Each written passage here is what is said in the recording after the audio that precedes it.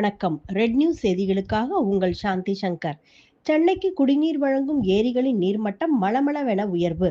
மழை காரணமாக புழல், சோழவரம் ஏரிக்கு நீர்வரத்து அதிகரிப்பு. திருவள்ளூர் மாவட்டம் பொன்னேரி, சோழவரம், செங்குன்றம், புழல் சுற்றுவட்டார இடங்களில் நேற்று மழை வெளுத்து வாங்கியது.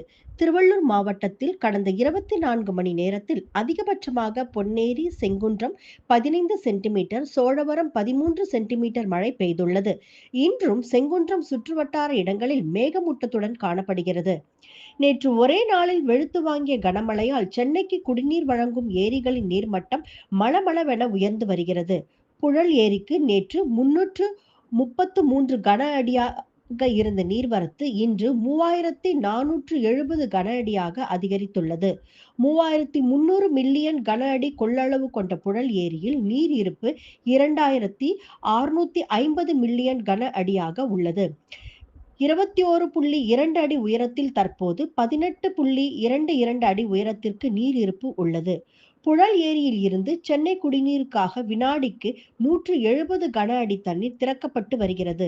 நேற்று ஒரே நாளில் புழல் ஏரிக்கு 283 மில்லியன் கன அடி நீர்வரத்து வந்துள்ளது.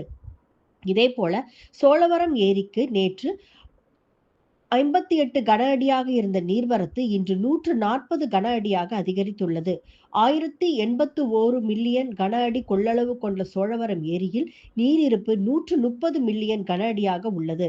18.86 அடி உயரத்தில் தற்போது 2.92 அடி உயரத்திற்கு நீரிருப்பு உள்ளது. தொடர்ந்து ஏரிகளை கண்காணித்து வருவதாக நீர்வளத்துறை அதிகாரிகள் தரப்பில் தெரிவிக்கப்பட்டுள்ளது.